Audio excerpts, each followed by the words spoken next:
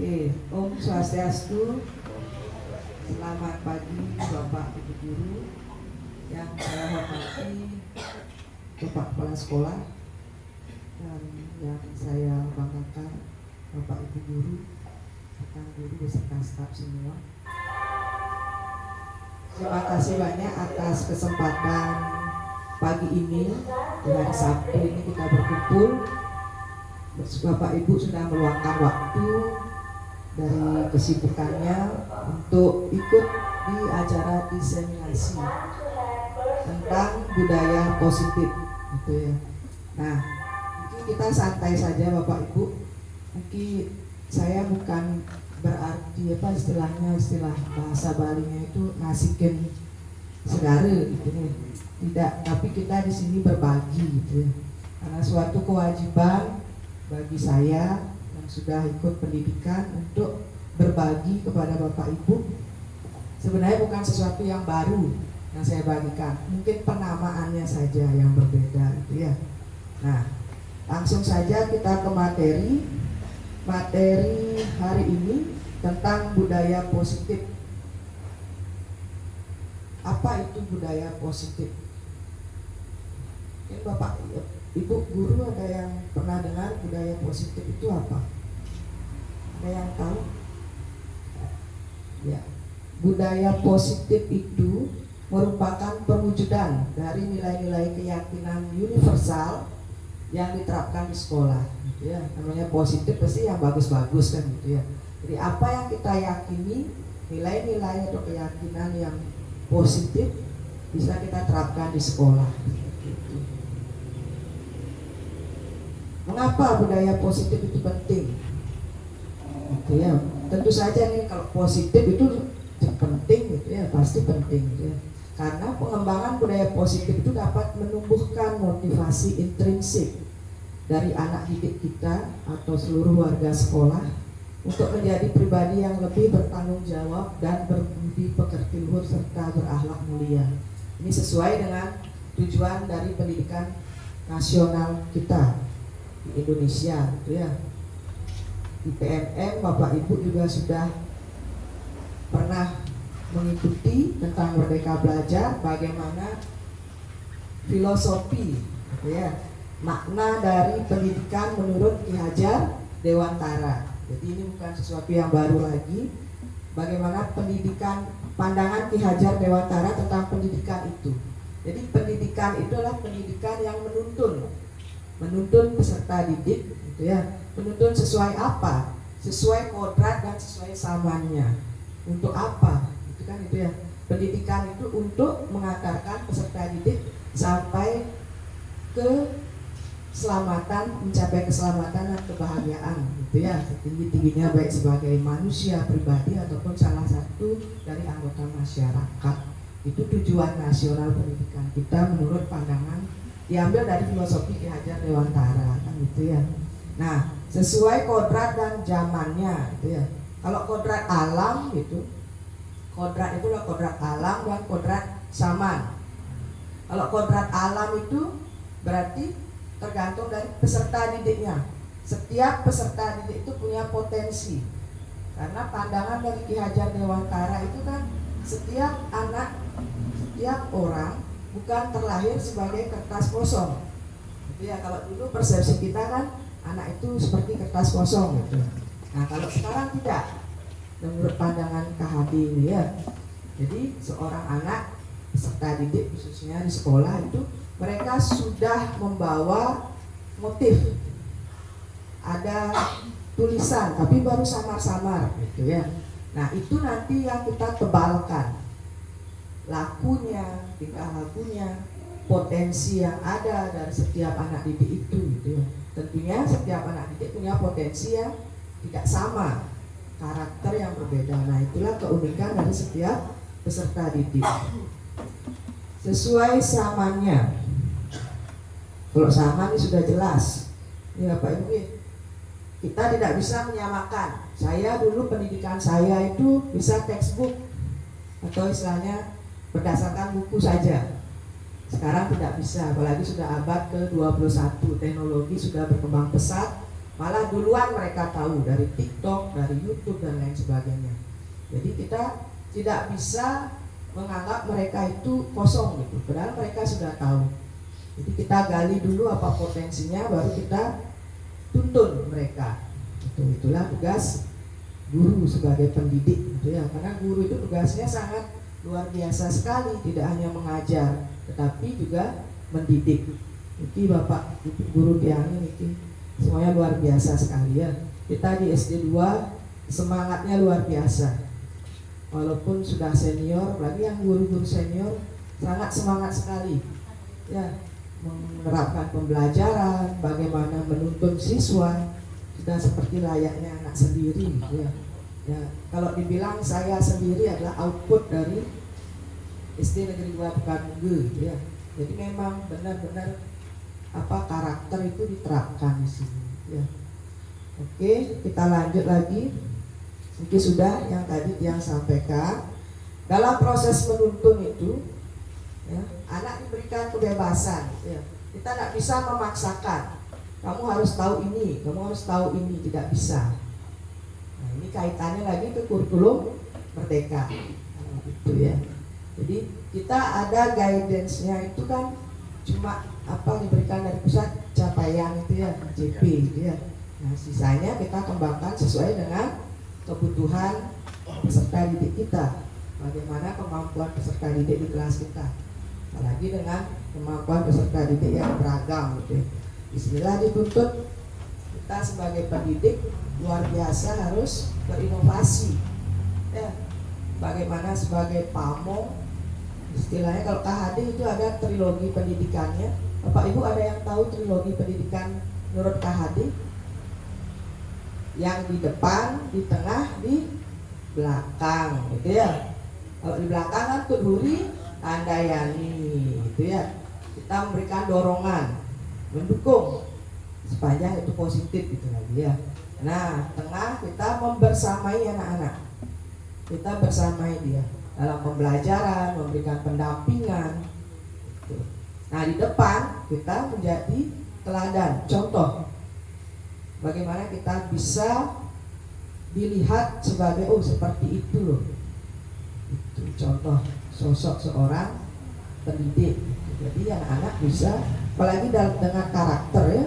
Karakter itu sebagai teladan itu penting sekali.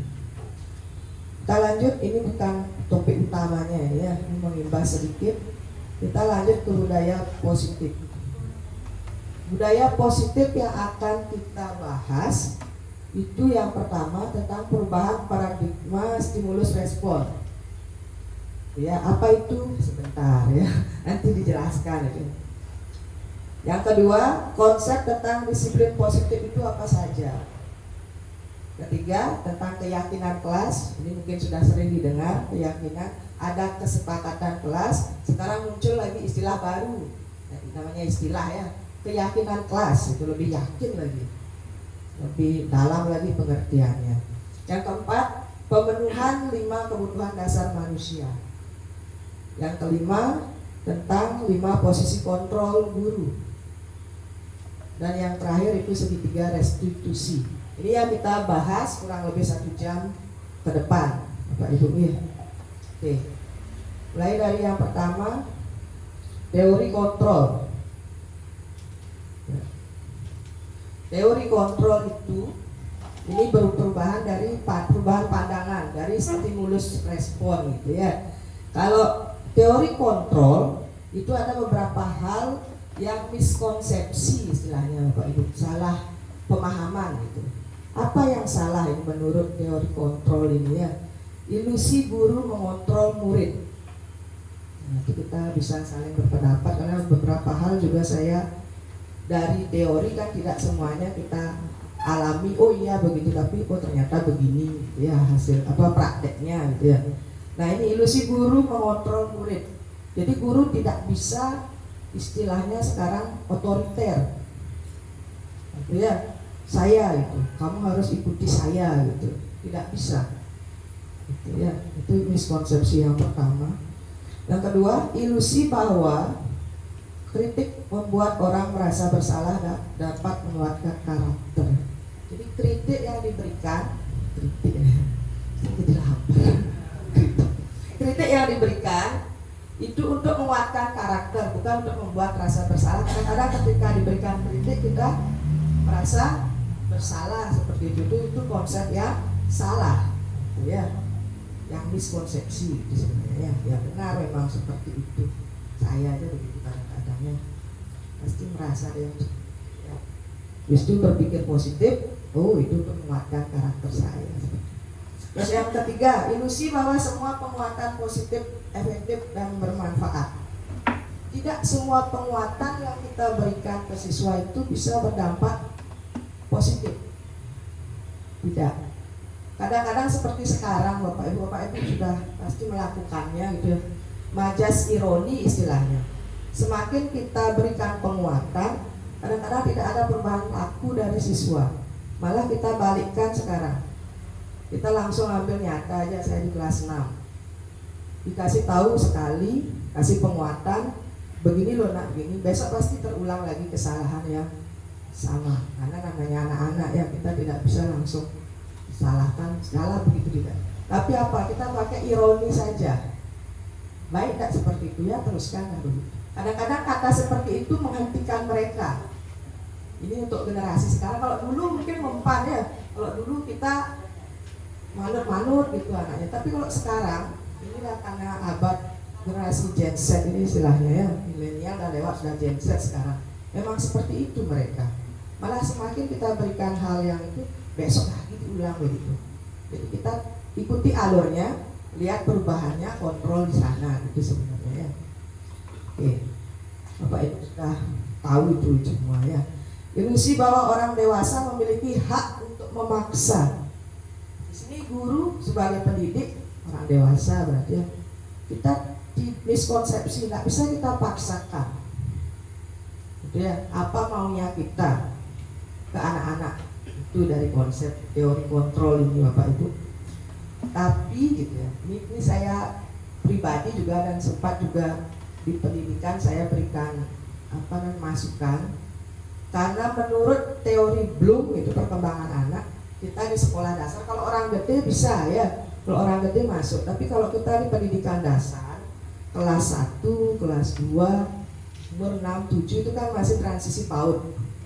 Jadi apa yang kalau nggak kita berikan arahan, mereka kan tidak tahu kan begitu. Nah kalau untuk yang ilusi yang keempat ini mungkin ke kelas tinggi sampai besar gitu ya, kayak masuk. Tapi kalau di sekolah dasar, kita penting untuk membersamai anak-anak. Artinya mengarahkan, oh seperti ini, berikan contoh. Karena apa?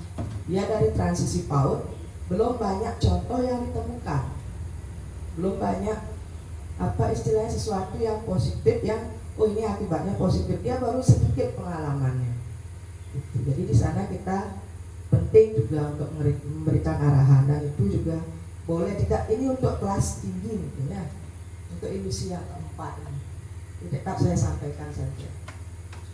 Yang selanjutnya itu tentang stimulus respon, bedanya dengan teori kontrol.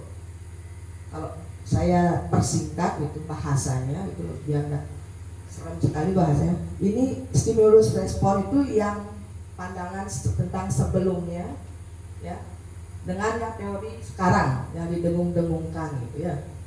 Nah, di sana salah satunya, kalau stimulus respon, dia berpandangan bahwa kita mencoba mengubah orang agar berpandangan sama dengan kita, gitu ya. Jadi ini ada sedikit pemaksaan gitu ya. Tetapi kalau teori kontrol itu kita berusaha memahami pandangan lain. Dia juga punya pandangan yang berbeda, ada alasan tersendiri gitu ya. Ini yang kaitannya dengan perkembangan zaman gitu ya, sesuai kontrak zaman. Bapak Ibu saya aja kadang-kadang belajar dengan anak-anak. Contoh aja TikTok itu, kita sudah ketinggalan satu langkah karena itu memang bukan zaman kita saat itu kan gitu. Jadi mereka generasi sekarang, anak saya ini semua pintar-pintar. Duluan mereka pintar gitu ya. Dia ada rasa ingin tahu dan mencoba langsung. Jadi tidak bisa kita kamu tidak bisa itu, tidak bisa seperti itu menurut teori kontrol itu ya. Tuh. Nah, sisanya yang di bawahnya itu perilaku buruk dilihat sebagai suatu kesalahan gitu ya. Tapi kalau teori kontrol tidak.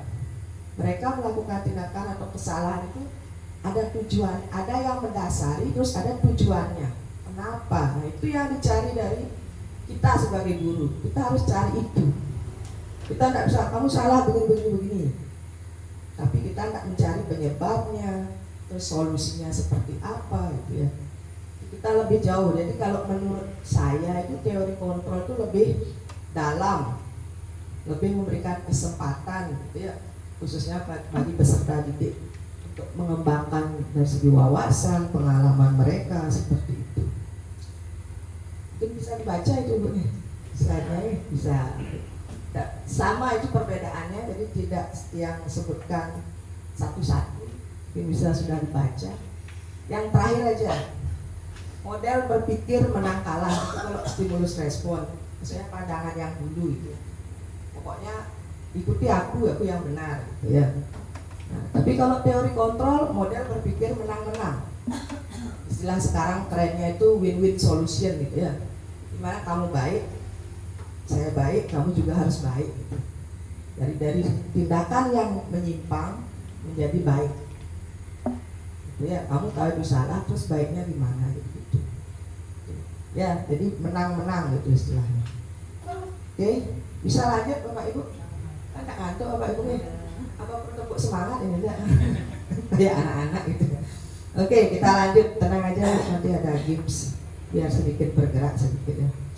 Kita lanjut ke disiplin. Apa makna disiplin? Mungkin saya minta pendapat Bapak Ibu turun tiang ini ke 1-2 orang aja. Pemahaman tentang disiplin itu apa? Kira-kira apa secara umum disiplin? Aturan dipatuhi. Ketika kita sudah mematuhi aturan, disiplin. Ya. Ada lagi Bapak Ibu? Kalau kita bicara disiplin itu di otak kita itu, pandangan kita itu seperti apa? Disiplin itu gitu ya. Bapak mungkin ada pandangannya tentang disiplin? Nyaman dan tentram. Nyaman. Ketika sudah disiplin nyaman. Oke. Kalau pengertian disiplin itu waktu ini Bapak sudah menyampaikan kepada siswa. Yes. Terima kasih atas waktunya ya, dari Ibu Putu ya, narasumber pelaksanaan kegiatan ini, menyampaikan mengenai pertanyaan apa makna disiplin. Disiplin itu adalah merupakan hal yang sangat penting. Artinya mengikuti aturan apa yang tertera di dalam sekolah itu atau di dalam lembaga itu gitu. Makanya waktu ini Bapak sendiri langsung menyampaikan pada siswa sampai Bapak memberikan hadiah lah, kan gitu ya. Ingat ya, Bapak udah bayar nasi bungkus itu satu, akhirnya ada, walaupun berupa contoh dia berarti sudah mengarah gitu. Tapi secara keseluruhan itu adalah aturan, mengikuti aturan yang kita terapkan itu, apapun aturan kesepakatan yang kita sepakati dalam hal urun rembuk mengenai penerapan hal-hal yang positif. Ya itu ya, terima kasih secara singkat itu. Ya. Tangan dulu Bapak Ibu. Bapak kita ini luar biasa sekali ya. Ya, itu makna disiplin menurut pandangan dari Bapak Ibu, dan benar itu ya. Tidak ada yang salah berpendapat ya, pandangan kita ya. Kita lihat dari teori, kita teori lagi. Saya sok berteori ini sekarang. Berasal dari bahasa Latin, apa ngawangnya asalnya itu ya. Prinsip asalnya itu ya. Disiplin itu yang artinya belajar tuh ya. Nah, disiplin itu membuat orang untuk menggali potensinya untuk menuju sebuah tujuan. Jadi apa yang dihargai itu konsep dasarnya dulu ya, baru nanti menuju ke peraturan kan begitu. Nah, namun dalam budaya kita gitu ya, makna kata disiplin itu telah berubah menjadi, ini saya bedakan warna, sesuatu yang dilakukan seseorang pada orang lain untuk mendapatkan kepatuhan. Cenderung kita menuntut biar patuh gitu ya. Berarti intinya dia sadar nggak, terpaksa nggak melakukan itu, ya dipaksa gitu ya harus. Nah, terus kecenderungan umum menghubungkan kata disiplin dengan ketidaknyamanan, bukan dengan apa yang kita hargai atau pencapaian tujuan yang mulia. Jadi intinya begini, kalau saya ringkas gitu Bapak Ibu, memang benar disiplin itu mematuhi aturan, itu kan sudah produk akhirnya ya. Tapi sebelum ke sana, ini ada keyakinan ya, harus muncul dari pelaku disiplin itu ya. Jadi biar tidak ada kita melakukan tindakan yang disiplin itu untuk menghindari ketidaknyamanan, biar tidak seperti itu. Tapi bahwa memang benar sadar bahwa tujuan saya untuk menciptakan ketertiban loh dulu ya, menurut teori ini. Jadi minta kesadaran, akhirnya kita mematuhi peraturan. Jadi bukan berarti kita alasannya, sehingga kalau seperti ini budaya kita, muncul anggapan seperti ini masyarakat. Ada peraturan itu bisa dilanggar, kan begitu ya. Apa istilahnya bagus sekali, pernah juga saya dengar seperti itu. Apa gunanya ada peraturan itu ada untuk dilanggar gitu. Kadang-kadang muncul kalimat seperti itu. Berarti dia melihat suatu peraturan itu bukan sebagai tujuan dari dalam diri gitu ya, melihat bahwa itu suatu keterpaksaan gitu. Jadi istilahnya kembali lagi ke intrinsik kesadaran kita gitu ya. Oke, kita lanjut. Nah, ini nilai-nilai kebajikan. Tadi budaya positif itu kan meyakini nilai-nilai positif gitu ya. Berarti nilai-nilai kebajikan banyak sekali. Kita perciut lagi di sekolah itu nilai kebajikan, kaitannya ke nilai profil belajar Pancasila. Bapak Ibu masih ingat nilai profil atau dimensinya itu ada berapa itu? Ada digambar kan? Ada beriman, bertakwa, gitu ya, berakhlak mulia. Apalagi Bapak Ibu? Gotong royong, apalagi? Berkebinekaan, global, kreatif, bernalar kritis. Ya. Jadi itu merangkum dari nilai-nilai kebajikan yang ada sampai ratusan lebih gitu ya, kalau kita namanya kebajikan kan yang positif gitu. Tapi kita di sekolah sudah diberikan panduan gitu, acuannya ya di profil pelajar Pancasila itu 6 dimensi itu ya. Ada yang bisa bantu membacakan? Bisa lihat ya. Nilai-nilai kebajikan adalah sifat-sifat positif manusia yang merupakan tujuan mulia yang ingin dicapai setiap individu. Pasti siapa yang tidak mau baik kan begitu ya. Semua mau baik, tetapi baiknya kita biar tidak melampaui baiknya atau istilahnya mengganggu kebaikan orang lain gitu ya. Kita mau baik tapi mengganggu kebaikan dari orang lain gitu kan, salah jadinya.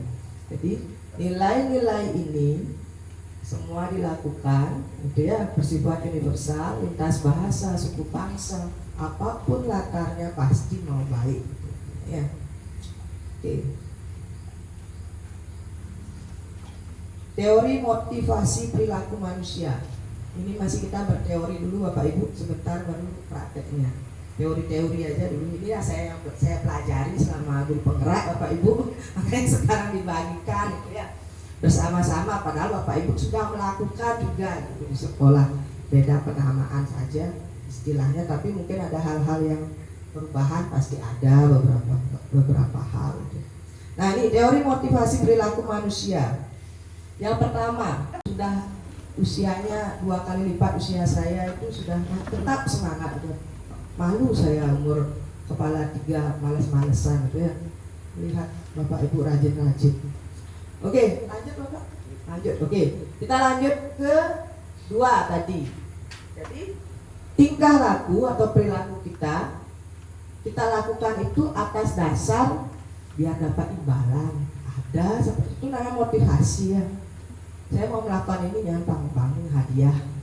Anak saya aja gitu, belum melakukan dan minta hadiah. Kenapa hadiahnya Bu? Gitu ya kadang-kadang ya. Kita juga di organisasi pasti seperti itu. Kita buat gini, biar gini gitu. Jadi ada tujuannya untuk mendapatkan imbalan. Itu motivasinya dari luar, Bapak Ibu. Kalau masih seperti itu, motivasi yang muncul itu dari luar. Nah, ini sekarang yang ketiga. Untuk menghargai diri sendiri, menjadi insan sesuai harapan kita. Ya, saya akan menjadi orang seperti apa bila saya melakukan ini. Baliknya ke kita, gitu. Bukan karena orang lain, tapi karena kita. Gitu ya. Kalau sudah pola pikirnya seperti ini, berarti motivasi yang kita lakukan itulah motivasi internal dari dalam diri kita. Memang sadar kita. Kalau saya datang tepat waktu itu tidak terlambat, saya kan orangnya berarti rajin saya gitu. Jadi kembali ke untuk introspeksi diri lah istilahnya, gitu ya. Bukan karena orang lain. Jadi dengan kita melakukan tindakan memiliki motivasi internal, harapannya apa kira-kira Bapak Ibu? Ada tidak ada yang memerintahkan seperti itu ya. Ada tidak adanya aturan tertulis gitu. Budaya positif itu pasti akan tetap terjaga. Nah, untuk menuju yang ketiganya ini agak berat gitu ya. Kadang-kadang harus dirangsang dulu ya. Kita kan penuh dengan rangsangan begitu ya. Ketika dirangsang baru muncul gitu ya, muncul sedikit, baru satu dulu. Nah, mulai dengan tidak nyaman dulu, habis itu ada imbalan, penghargaan sedikit. Akhirnya lama-kelamaan muncullah dari dalam diri. Nah, kalau seperti itu semuanya, lalu hati dunia tentram ya. Ya, nah, untuk menuju yang ketiga itu memang proses Bapak Ibu. Oke, kita lanjut. Nah, ini lingkaran, ya, lingkaran warna-warni. Di dalam itu adalah kesepakatan kelas.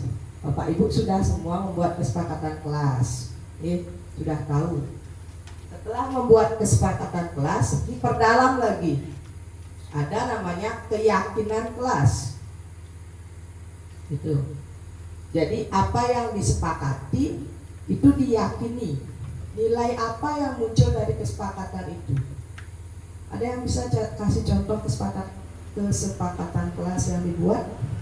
Saya kelas 6 aja buat juga gitu ya. Salah satunya kita sepakati untuk membuka alas kaki ketika masuk kelas. Itu saya yakini, bukan saya aja tapi mereka juga anak-anak yakini.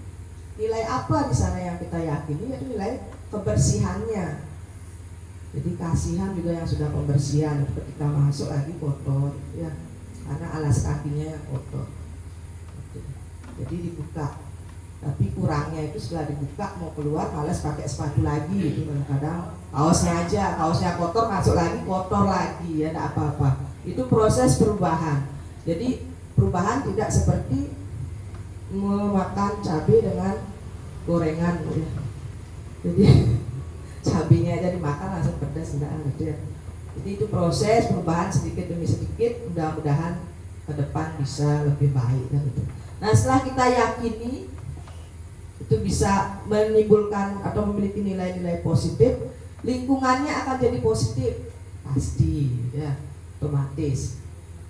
Setelah lingkungannya positif, muncullah budaya. Budaya itu yang kita sudah otomatis lakukan. Itu ya, sudah membudaya kan gitu istilahnya. Sama kayak memberi salam. Di sini bagus sekali budaya positif sekolah kita Bapak Ibu.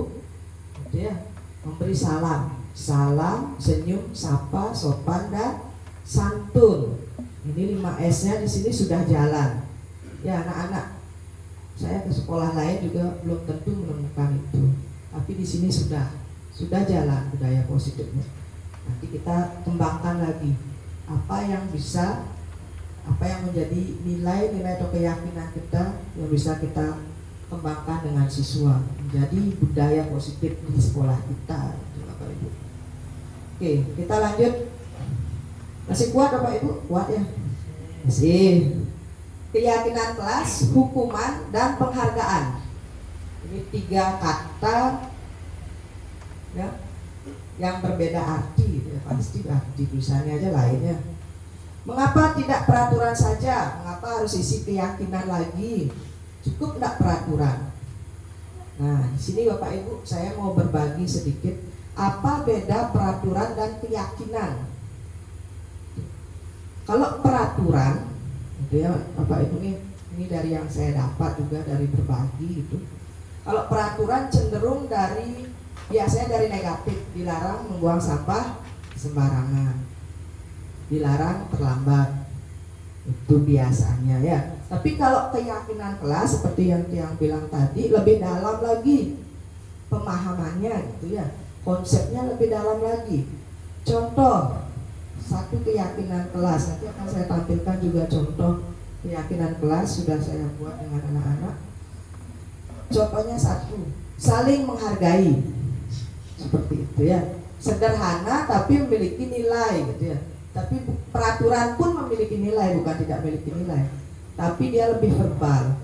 Kalau keyakinan itu seperti yang bilang tadi, lebih dalam gitu ya, lebih ke diri sendiri. Jadi bagaimana dia anak-anak gitu dan guru menghargai itu yang diyakini gitu ya.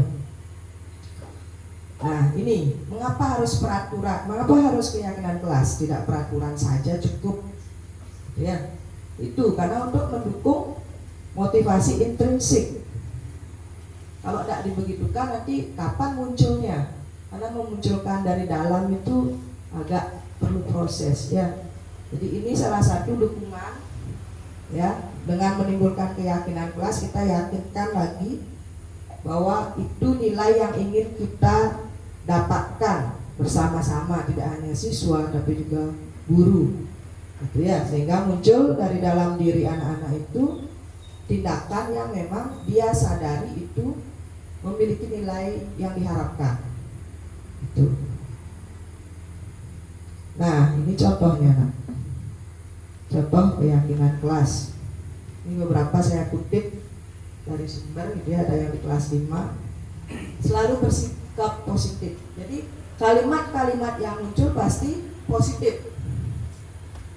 Kalau kesepakatan kelas masih bisa kita sepakati, tapi istilahnya begini, masih bisa memunculkan kata seperti ini, dilarang ribut gitu, itu diganti. Nah itu mungkin kan sudah tahu Bapak Ibu nih, jangan pakai dilarang ribut, walaupun konsepnya sama, menjaga ketertiban kelas seperti itu. Jadi kenapa kita tanamkan yang positif-positif, jangan larang. Kita juga ke anak-anak gitu, jangan lari nak, sebenarnya itu juga kalau bisa jangan mengeluarkan kata itu, coba pelan-pelan gitu, itu diganti. Saya aja coba di rumah begitu, cuma kadang-kadang keceplosan nggak sih, dia mulai gitu, presiden dia gitu ya. Harusnya itu tidak, jalan santai gitu ya. Atur jaga kebersihannya. Kadang-kadang itu siapa buang sampah otomatis gitu ya. Karena kita merasa memiliki gitu, jadi otomatis keceplosan seperti itu. Jadi kita budayakan, coba mengeluarkan kalimat yang memang positif gitu ya. Itu sih arahannya. Seperti Niki contohnya. Di kelas 1 misalnya, setiap anggota kelas perlu belajar. Setiap anggota kelas perlu senang. Jadi untuk senang itu seperti apa? Sehingga dia nak ngeling gitu. Jadi itu kalimat jangan menangis di kelas itu, saya daripada kata jangan menangis, setiap anggota kelas perlu senang. Apalagi itu, setiap anggota kelas perlu saling menghargai. Ya, papane jitu di kelas itu. Daripada kita bilang jangan membuli, bukan jangan lagi ya. Jadi kita bilang setiap anggota kelas, siswa ataupun nanti di gurunya yang di kelas itu harus saling menghargai seperti itu. Sederhana sekali Bapak Ibu konsepnya, tapi penerapannya yang luar biasa ya. Saya aja masih belajar. Nah ini hari Kamis yang coba buat keyakinan kelas dari kesepakatan kelas yang dibuat gitu. Ini muncul beberapa keyakinan, menghargai gitu ya, muncul tulis mereka positif berpikir, menghargai teman gitu ya, tempel, sepakati ini, sepakati positif enggak nanti, senang enggak kalau begitu, senang gitu. Nah beberapa menit ya, beberapa jam sebenarnya, beberapa jam kemudian tetap aja ada ya, tapi tidak bisa kita salahkan berarti tidak sesuai yang begini, tidak, karena ini adalah proses kan begitu. Tidak bisa mari jadi kayak keyakinan kelas langsung tertib kelas nonsen gitu istilahnya, tidak bisa. Tapi harus optimis, ya kita harus lakukan aja dulu. Nah, tuh. Seiring berjalannya waktu pasti bisa. Selanjutnya ini ya, ini lagi sebelum kita games, saya punya games ini Bapak Ibu, biar nggak duduk aja. Nah, tentang dihukum oleh penghargaan. Ini juga konsep yang menurut saya pertama kaget ya, karena saya suka memberikan penghargaan atau penguatan ke anak-anak. Ternyata dari teori, mungkin bisa dilihat di sana ya slide-nya. Saat ini menurut si Alfie Kohn itu ya, membahas teori-teori dulu sekarang.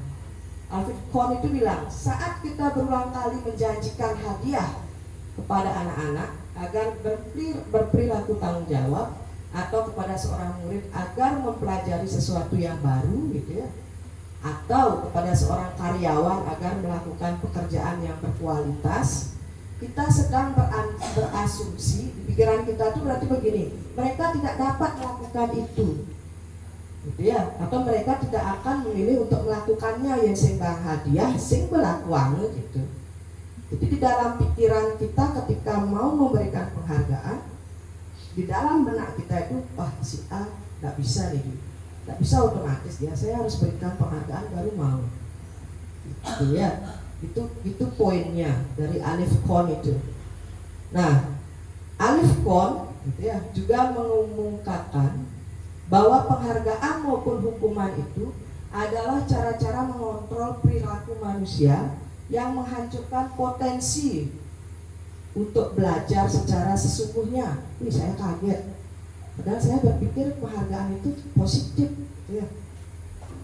Dan kalau saya selama saya mengajar dan saya menjadi murid gitu, teman bang penghargaan gitu, itu juga membangkitkan motivasi saya untuk bertindak positif. Ternyata dari teori itu tidak bisa, karena apa yang ditakutkan ketika tidak ada penghargaan, kita tidak ada motivasi untuk melakukan hal itu.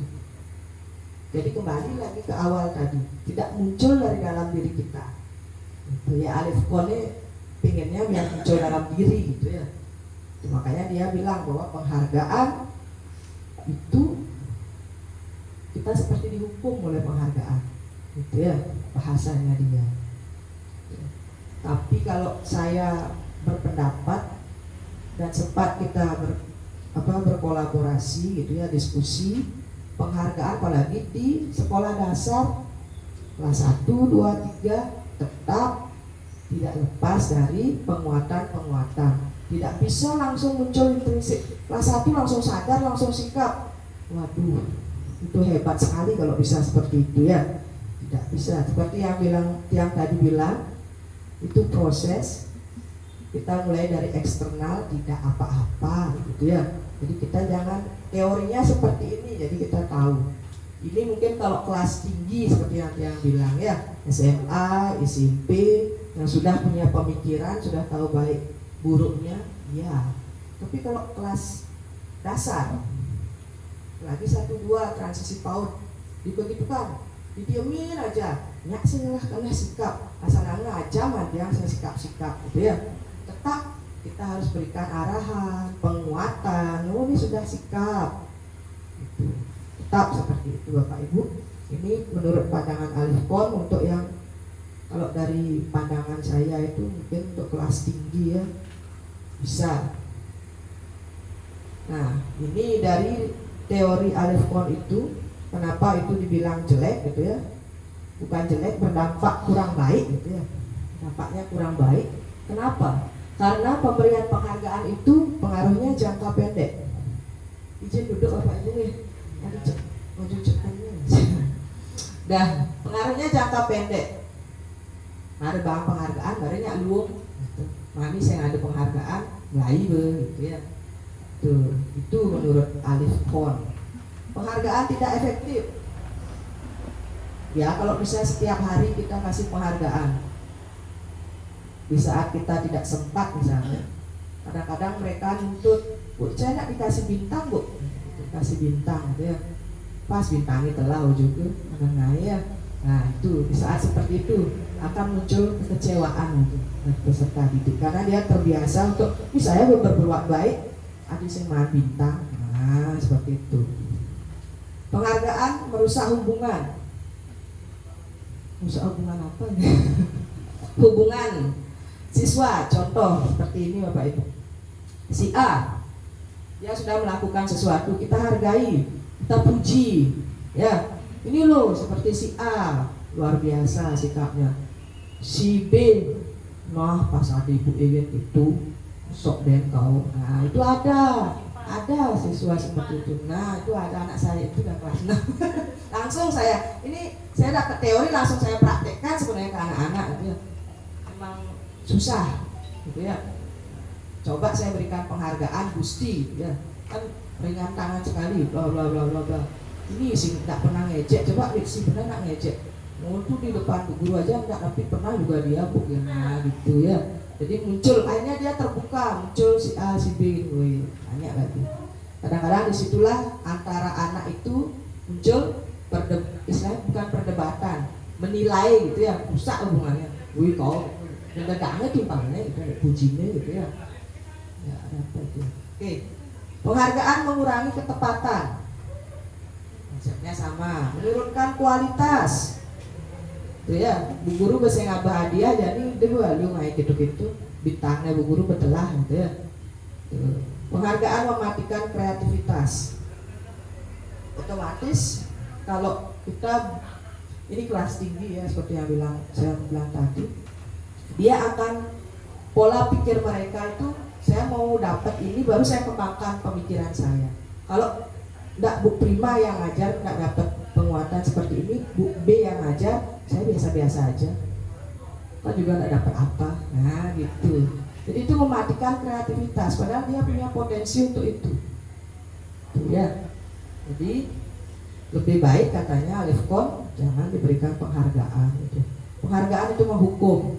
Jadi seperti yang dibilang tadi itu terbiasa dengan hukum hak penghargaan. Ketika tidak diberikan penghargaan, tidak berlaku yang baik. Oke, lanjut. Apa perbedaan hukuman, konsekuensi, dan restitusi? Ini istilah lagi Bapak Ibu. Hukuman.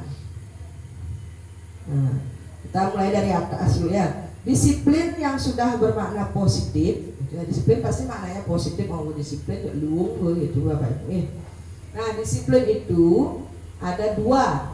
Bisa dalam bentuk konsekuensi dan disiplin dalam bentuk restitusi. Apa itu sebentar ya? Hukuman bersifat satu arah. Ini kalau hukuman itu pasti satu arah. Contoh di sekolah ya, dari pihak guru memberikan hukuman seperti itu bisa berupa fisik maupun psikis. Murid atau anak disakiti oleh suatu perbuatan ataupun kata-kata. Dan itu satu sisi. Yang namanya hukuman itu satu sisi. Contoh kalau di sekolah dari guru saja. Tapi Bapak Ibu guru di sini sudah luar biasa. Saya tidak pernah lihat ada hukuman. Ya. Jadi ini yang kita hindari hukuman ini. Ya. Suatu pelanggaran, ada pelanggaran. Kita tidak bisa langsung memberikan hukuman. Seperti itu ya.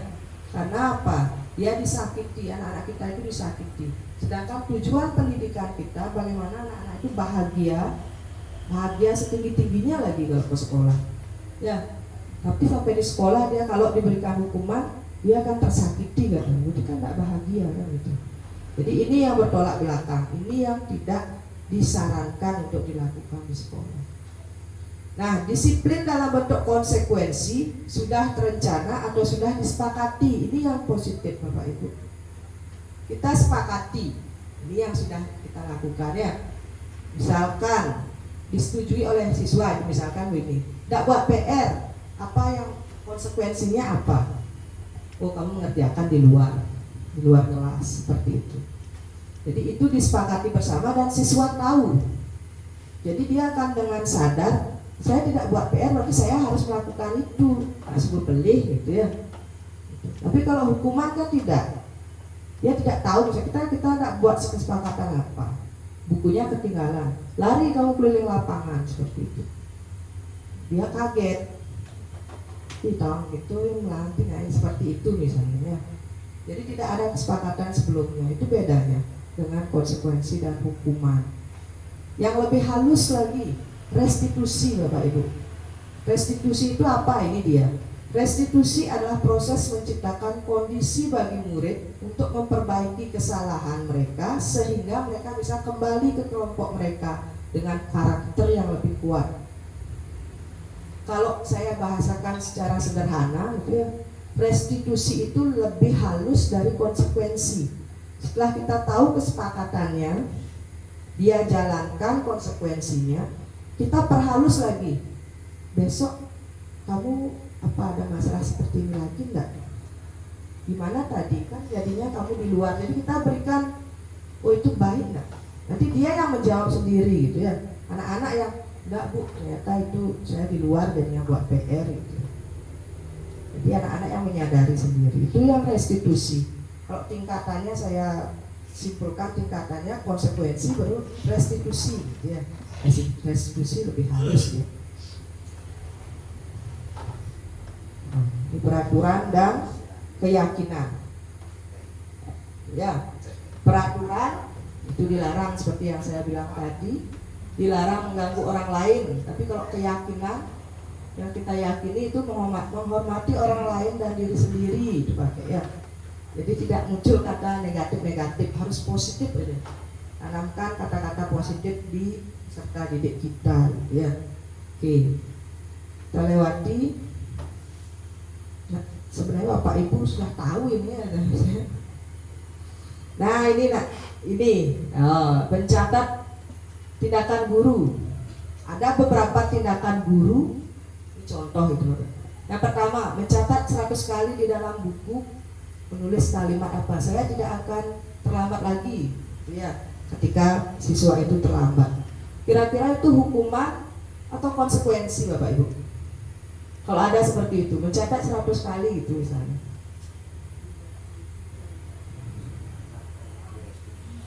Saya tidak akan terlambat. Hukuman adalah Bapak Ibu. Bedanya hukuman dengan konsekuensi gini juga. Hukuman itu tidak nyambung dengan kesalahan yang dibuat. Contoh, dia datang terlambat seperti ini. Terus kita kasih dia, kamu lari keliling lapangan, itu tidak nyambung. Itu namanya hukuman.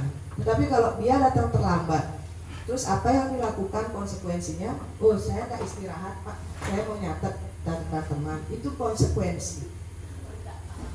Tuh, ya. Jadi nyambung apa pelanggarannya, konsekuensinya nyambung dengan pelanggaran yang dilakukan. Gitu. Saya kayak gini, kamu terlambat, kamu push up gitu saya. Itu tidak nyambung, itu hukuman. Itu. Coba yang nomor 2 Bapak Ibu, lari mengelilingi lapangan basket 2 kali karena terlambat. Tadi dia sudah jelas apa ini? Hukuman. Yang ketiga, murid diminta push up karena tidak pakai masker. Nah, hukuman sudah jelas. Udah cepat. Menggantikan kertas tugas teman yang telah dicoret-coret. Coret itu kertas dibalik, jadi ganti itu. Itu apa kira-kira? Konsekuensi kan nyambung ya. Dia nyoret-nyoret, ganti itu. Nah, nyoret-nyoret lari dulu 100 keliling lapangan sih.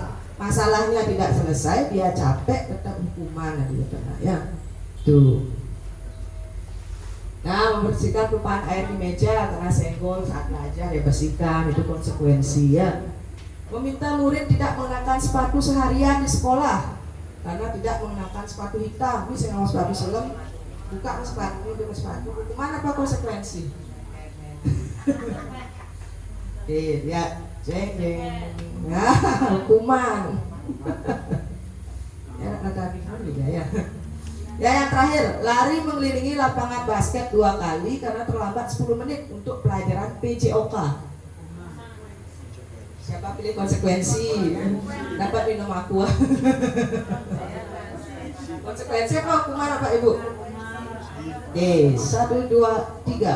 Konsekuensi. Kenapa bisa konsekuensi? Berdua ada hukuman.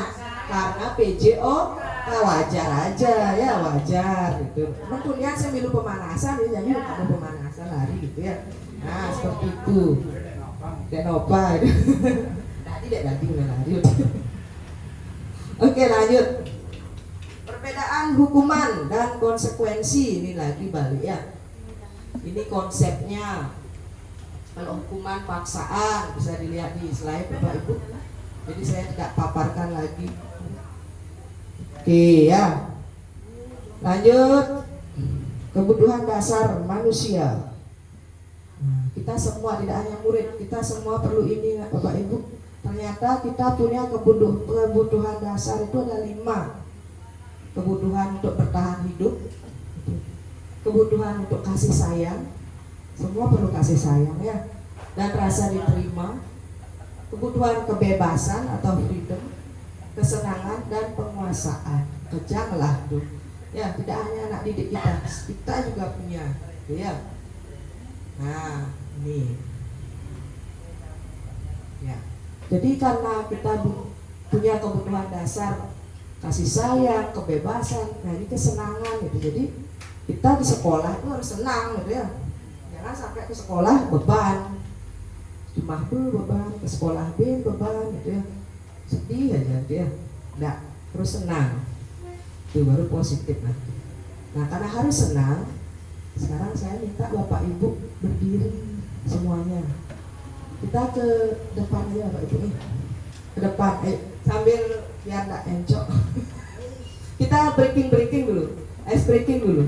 Biar senang ya. Pasti senang sebentar. Coba deh yuk. Ke depan, yuk kita ke depan. Di sini senang, di sana juga senang. Kalau duduk senang, berdiri juga senang ya. Oke, kita bikin lingkaran kecil aja di sini Bapak Ibu. Ayo, silakan. Ada berapa ini? Ya. Siwan Bang Jang gitu. Tenaga. Oke, sekarang Bapak Ibu pilih nama negara. Nah, contoh saya Indonesia. Bapak negara bebas, negara di dunia apa? Amerika. Apa Amerika? Tolong diingat Bapak Ibu nih. Nanti Pak Ketut Amerika. Bu Koma? Ya ada di ya. Inggris, Pak. Prancis. Nanti juga ingat ya namanya sendiri. Negaranya yang dipilih. Inggris. Jepang. Bu Ayu, Malaysia. Bu Utu, Jerman. Ini bukan masalah klub bola ya Bapak Ibu ya. Tidak ya. Oke, mungkin agak ke sini Bu bikin negara. Nah, stop. Sekarang kita akan main cowboy tembak dor. Woi, sini Bapak pun sudah tahu ya. Nah, siapa yang saya dor? Bungkuk atau gungging. Nah, karena lututnya gitu jadi bungkuk aja gitu ya. Nah, ketika dor, yang didor bungkuk, kanan kiri harus saling cepat-cepatan menyebutkan negara lawannya. Nah, tapi diulang lagi, diulang. Coba ya, Bapak apa? Pak Ketut Amerika, Bu Koma Prancis, Inggris, Jepang, Malaysia, Jerman. Siap? Ya, kita ini dulu ya. Yuk, siap ya? Coba, yuk kita coba. Nanti yang benar mulai duduk. Ini lagi penghargaan lagi ya. Nah ya, kalau pas berdiri dulu. Oke, siap ya? Siap. Saya akan dor ini. Yang dor agak menunduk aja biar tahu. Siap. 1, 2, dor. Malaysia, Winda silakan duduk. Jadi cepat-cepatan begitu Bu. Ya, saling tebak kanan kirinya. Siapa yang udah bungkuk? Oh, nah gitu. Udah ingat Bapak Ibu, lupa lagi negaranya. Ibu amun Bapak tembak. Nah, tuh. Negaranya semua. Oh, Bu Winda mungkin itu lagi bisa ulang lagi. Malaysia.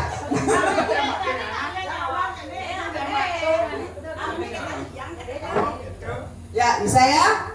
Oke, siap anak-anak. Ini bisa diterapkan di kelas Bapak Ibu nih. Untuk ice breaking-nya. Sudah ingat? Intinya ingat? Sudah ingat Bapak Ibu? Ya.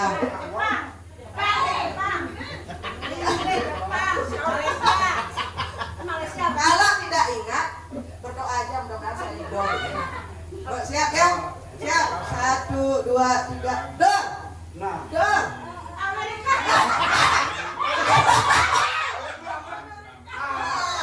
Bu Winda duduk, Bu Winda. Ya, Bu Winda memang Inggris. Bapak siap Pak ya? Semangat Pak. Ayo. Siap. Kenalan lagi nih. Dor.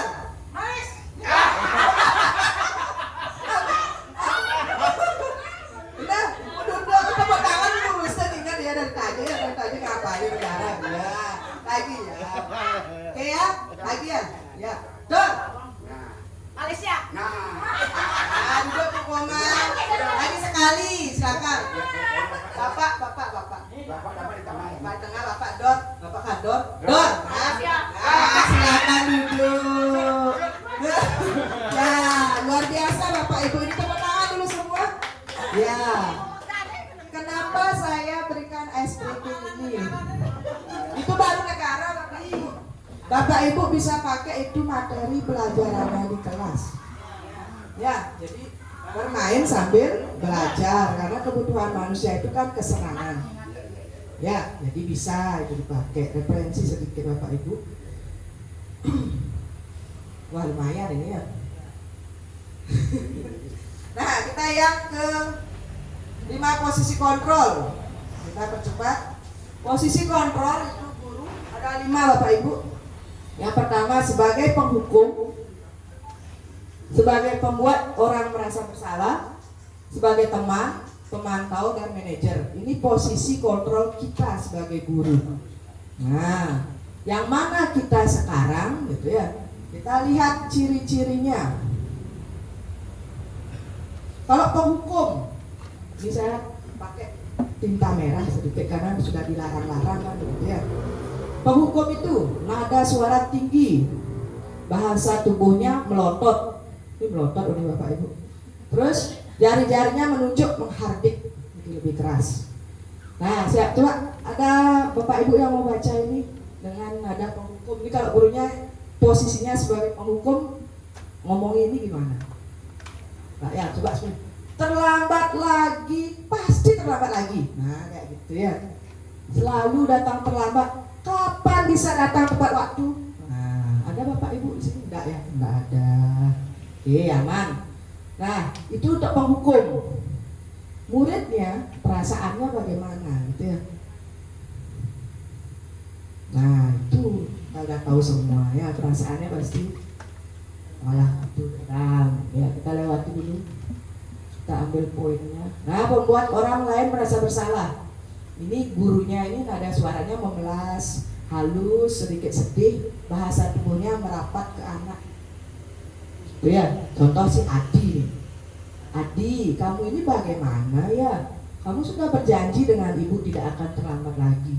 Kenapa sekarang kamu menjauhkan ibu? Ibu benar-benar kecewa sekali. Saya sering begini juga di kelas ya. Sebagai ngomong ke anak-anak, kadang-kadang nada ini saya pakai gitu ya. Mbak bercekik-cekik ya gitu depannya. Pakai ini. Nah, ini untuk membuat orang merasa bersalah, tapi ada efeknya Bapak Ibu. Pasti ada efeknya. Nah, ini murid akan merasa bersalah. Ada merasa gitu ya. Kadang-kadang karakter anak kan beda-beda dia. Bersalah menjauhkan ibu dan bapak gurunya. Nah, ini yang lebih, kalau ketemu karakter yang agak tertutup, introvert istilahnya, itu bahaya. Ya, dia akan merasa tertanam di dirinya itu perasaan bersalah itu. Ya. Jadi kalau bisa nanti saya aman anik gini gitu ya. Jangan sering seperti posisi di pemberi rasa bersalah. Terus posisi apa? Nah, ini ada posisi teman. Jadi banyak posisi ini Bapak Ibu. Ya. Nada suaranya ramah, akrab. Bahasa tubuhnya merapat pada murid, senyum jenaka, layaknya teman. Kapan kita seperti ini? Nah, seperti itu. Contohnya ini ya. Adi, ayolah, bagaimana sih kamu? Gitu ya. Kemarin sudah janji sama bapak, nggak terlambat lagi. Gitu. Ya sudah, nggak apa-apa, duduk sana. Nanti Pak Guru bantu. Lebih santai istilahnya. Tapi kapan? Kita kalau santai terus seperti ini, ya itu udah tahu Pak Ibu ya. Nah, posisi kontrol yang keempat. pemantau. Ini yang bagus gitu ya, yang disarankan di pendidikan saya ini disarankan. Jadi posisi pemantau. Jadi nada suara datar, bahasa tubuh formal, bebas teman jadi campangi ya kan gitu ya. Nah ini ada percakapannya gitu ya. Guru dan Adi. Mungkin Adi jadi Pak Nopa, jadi Adi Pak Nopa ya. Bisa dibaca slide-nya Pak Nopa, bisa ya? Ya, gurunya itu Bu Komang. Coba deh, yuk dibaca percakapannya. Coba dipraktekkan ini kira-kira seperti apa coba. Sini. Ya, langsung aja bercakap-cakap. Nanti tahukah kamu jam berapa kita memulai? Tahu Pak. Tahu kok itu mana? Oh, tahu Bu. Kamu terlambat 15 menit. Apakah kamu sudah mengerti apa yang harus dilakukan bila terlambat? Paham Bu. Saya harus tinggal Jelas. kelas belajar istirahat nanti dan mengerjakan tugas ketinggalan saya. Ya benar. Nanti pada saat jam istirahat kamu harus sudah di kelas untuk menyelesaikan tugas yang tertinggal tadi. Saya tunggu ya. Terima kasih banyak Pak Nopa. Yang tepuk tangan dulu ini luar biasa. Yang bekerja murid DGN saya ada tensian guru nih ya. Jadi makanya saya bilang tadi ini ada 5 posisi dari guru gitu ya. Kapan kita pakai ke anak siapa, ke anak yang mana gitu ya. Karena guru paling mengerti siswanya kan gurunya gitu ya. Oke, lanjut yang terakhir. Sebagai manajer. Nah, sehingga perusahaannya dari manajer Bapak Ibu. Kita guru juga bisa menjadi manajer. Mondok dari manajer coba kita terapkan. Seperti apa? Ketika ada tindakan tidak disiplin atau pelanggaran gitu ya. Kita kalau sebagai manajer nada suara tulus, bahasa tubuh tidak kaku mendekat ke murid.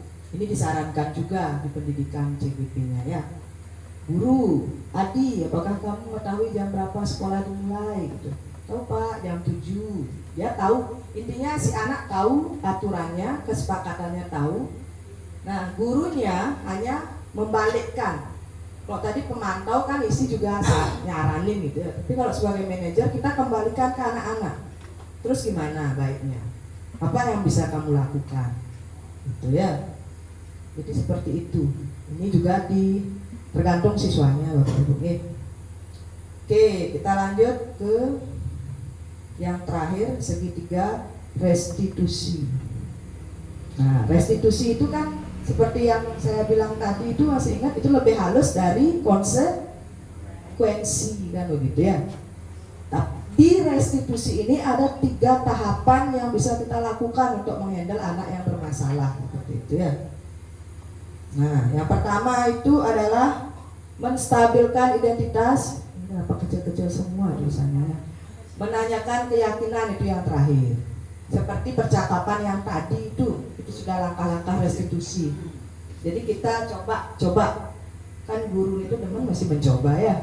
Kita coba kalau cara A gagal pakai cara B gagal, C gagal ngajak pin. Jangan ya. Jadi lakukan lagi sampai set juga tidak apa-apa gitu ya caranya. Oke, lanjut. Ini contohnya. Yang pertama itu langkahnya menstabilkan identitas. Caranya seperti apa? Ini gurunya ngomong begini Bapak Ibu. Gitu ya, berbuat salah itu hal yang manusiawi. Misalnya contoh nih Siva, saya ambil langsung ya, karena baru sekali saya mencoba menerapkan ini gitu ya. Nah, restitusi ini. Langit EJK di balik gitu ya. Ini saya panggil. Saya bilang, kamu tadi ngapain? Ya, ini lembut hati gurunya. Tahan-tahan masih gede gitu. Terus berbuat salah itu orang. Saya mengejek pun saya EJK pasti ada pembelaan dari anak-anak. Sehingga langsung nggak yang jarang itu anak-anak pasti cukup konek takolen yang EJK kemaluan bu gitu. Nah, kita bilang berbuat salah itu hal manusiawi. Ya, tidak ada yang sempurna. Ya, yang tadi kamu lakukan itu salah apa benar? Jadi kita pertegas lagi. Ya, jadi kita bilang kita tidak mau cari kamu benar ini salah itu tidak. Tapi kamu harus tahu apa yang kamu lakukan itu benar atau salah. Seperti itu. Nah ini mungkin di kelas tinggi bisa diterapkan. Yang langkah kedua untuk restitusi ini adalah validasi tindakan yang salah. Kita cari kesalahannya, maksudnya dia fokuskan kesalahannya kemana. Kayak sifat tadi misalnya mengejek ya, kamu pasti punya alasan mengapa melakukannya. Yang maluan ejek ke bu, itu Pak Cuk Mas Saud ya, mana peragat ngomong Mas Saud gitu ya. Nah sekarang kita tanya lagi, apa pentingnya bagi kamu untuk mengejek balik? Tuh balikkan ini gitu deh, pangmekenah ya. Mulai ibu bengong sing Mas Saud gitu ya, sing bisa Mas Saud ya. Karena dia tahu itu sudah salah, milunin beli patuh beli kan begitu. Nah itu tindakan yang kedua. Tindakan terakhir itu menanyakan keyakinan. Udah mau terakhir apa ibu? Nah, yang terakhir langkahnya itu tanyakan keyakinannya. Apa nilai atau keyakinan yang sudah kita sepakati siswa di kelas? Menghargai bu, kemarin nempel menghargai. Kamu tahu tadi itu tindakan kamu menghargai enggak? Tidak bu. Bu guru tidak membenarkan si Revan mengejek kamu, itu juga tidak bu guru benarkan. Tapi kamu benar enggak itu tadi? Salah bu. Nah, gitu. Ngalih jawabannya ngaku salah itu dia sebenarnya gitu ya. Cuman itu perlu pembiasaan. Walaupun besoknya hampir lagi bikin kayak doang sampai emat gitu ya. Itu sarannya itu dari restitusi ini ya. Nah ini saya sudah buat sebenarnya di YouTube ini.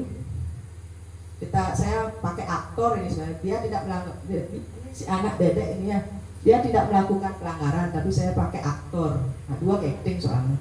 Saya pakai dedek sama Devi. Jadi contoh tindakan restitusi. Itu ceritanya. Nanti bisa dicek di channel YouTube saya Bapak Ibu nih. Banyak saya bagikan konten tentang pembelajaran, materi-materi pendidikan guru penggerak. Bapak Ibu ada waktu bisa dicek. Di kegiatan ini sebentar kita bisa ambil foto. Kenapa ambil foto Bapak Ibu? Kalau mau melengkapi PMM, di PMM ada topik budaya positif, bisa pakai slide saya, foto jebret-jebret nih telu dogen, saya lampirkan itu. Jawab-jawab melalui tesnya. Kan dokumentasi ada tadi foto tampilkan. Saya juga mau buat paman piagam sertifikat leadership. Tuh ya. Sebentar kita giliran mungkin orang megang ini pakai dokumentasi gitu. Oke ini nanti bisa dicek aja Bapak Ibu nih. Kalau ada waktu silakan dilihat cara restitusi tuh. Ini actingnya 2 ganti dedek ini gak Devi. Oke ini ada kasus sebenarnya ya, saya minta Bapak Ibu coba ngecek. Bisa dilihat nggak ini tulisannya? Bisa ya? Baca cepat. Bu Winda bisa lihat? Bu Kotor bisa lihat Bu? Atau Bu Rustin aja baca ya dengan cepat itu. Ibu Dani sedang menjelaskan pelajaran bahasa Inggris di papan tulis. Namun beliau memperhatikan bahwa Fajar malah tidur-tiduran dan tampak acuh tak acuh pada pelajarannya. Ini saya masih ya. Fajar, coba kamu jawab pertanyaan nomor 3. Maju ke depan dan kerjakan di papan tulis. Fajar pun tampak malas-malasan maju ke depan dan sesampainya di depan papan tulis, Fajar hanya diam terpaku sambil memegang buku bahasa Inggrisnya dan memainkan spidol di tangannya. Nah, gurunya bilang, ayo Fajar, makanya jangan tidur-tiduran. Lain kali perhatikan. Sudah, sana duduk. Kira-kira siapa yang bisa? Kita kan biasa guru begitu ya, melempar ke orang lain. Fajar pun kembali duduk di bangkunya. Hal seperti ini sering terjadi. Itu ya. Pada saat ditegur oleh Ibu Dani, Fajar hanya menjawab, tidak tahu Bu. Gimana kamu Fajar? Kamu tidak kasihan sama Ibu? Sudah capek-capek mengajarkan kamu. Tidak kasihan sama Ibu Fajar ya? Fajar pun diam. Itu ya. Jadi di kasus ini kira-kira posisi apa yang diambil Bu Dani? Apakah penghukum, teman, membuat rasa bersalah, manajer atau pemantau Bapak Ibu? Kita lihat yang di sini ya, langsung ke sini aja. Gimana kamu Fajar? Kamu tidak kasihan sama Ibu?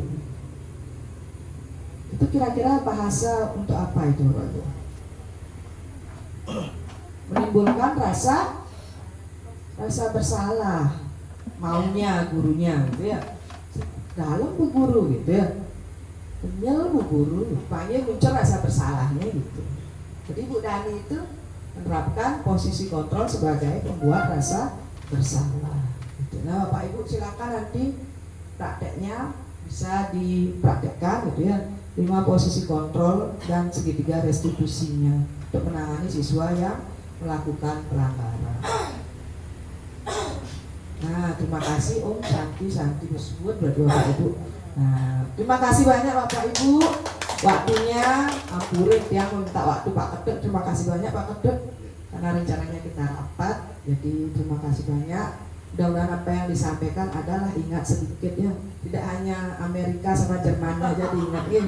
Jadi yang lainnya juga diingat. Terima kasih. Silakan Bapak Ketut acara selanjutnya.